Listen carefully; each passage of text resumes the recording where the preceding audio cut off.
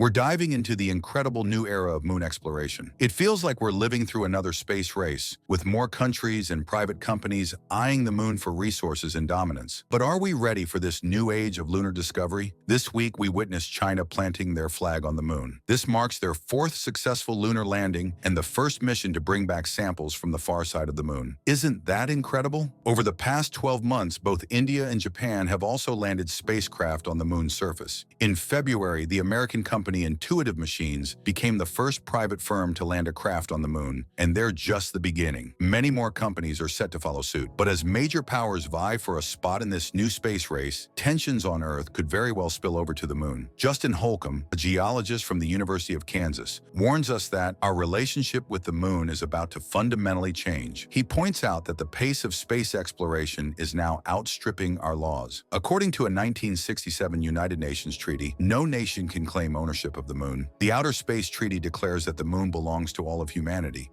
and that all exploration should benefit everyone. It sounds so peaceful and cooperative, right? But the driving force behind this treaty was actually Cold War politics. After World War II, as tensions rose between the United States and the Soviet Union, there was a fear that space could become a military battleground. The key part of the treaty is that no nuclear weapons can be sent into space. Over 100 countries signed this treaty, but today's space race looks very different. One of the biggest changes is that modern moon missions aren't just state projects anymore. Companies are in the game too. In January, an American commercial mission named Peregrine announced it would take human ashes, DNA samples, and even a branded sports drink to the moon. Although a fuel leak prevented the mission from reaching the moon, it sparked debate about how such ventures align with the principle that exploration should benefit all humanity. Michelle Hanlon, a space lawyer and founder of For All Moonkind, which works to protect Apollo landing sites, says, "We're starting to send things to the moon just because we can. There's no longer any logic or reason. The moon is at our fingertips, and now we're beginning to exploit it." Despite the rise of private ventures, Saeed Mostashar, director of the London Institute of Space Policy and Law, believes that nation-states will continue to play a key role. He explains that any company wanting to go to space must be authorized by a state which is bound by international treaties. Joining the elite club of nations that have landed on the moon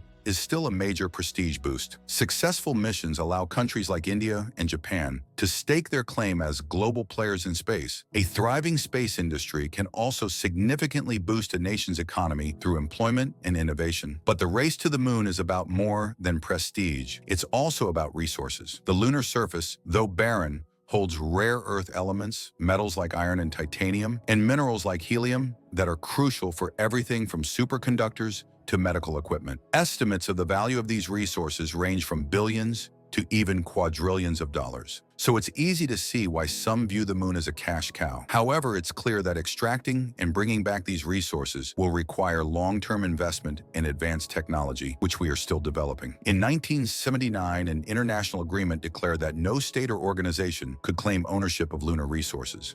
Yet only 17 countries, none of which have been to the moon, signed this agreement. In contrast, in 2015, the United States passed a law allowing its citizens and industries to mine, use, and sell space resources. So what do you think? Are we ready for this new era of lunar exploration? Or are we moving too fast? Let us know in the comments below. And don't forget to like this Michelle Hanlon notes. This caused a big shock in the international community, but slowly others have followed with similar laws. These include Luxembourg, the United Arab Emirates, Japan, and India. One of the most sought-after resources could be water. Sarah Russell, a professor of planetary sciences at the Natural History Museum, explains, "When the first moon rocks brought back by Apollo astronauts were analyzed, they were thought to be completely dry. But about 10 years ago, a revolution occurred when tiny traces of water were found trapped in phosphate crystals. There's also frozen water at the moon's poles. Future lunar visitors could use this water for drinking, producing oxygen, and even making rocket fuel by splitting it into hydrogen and oxygen. This could enable travel from the moon to Mars and beyond.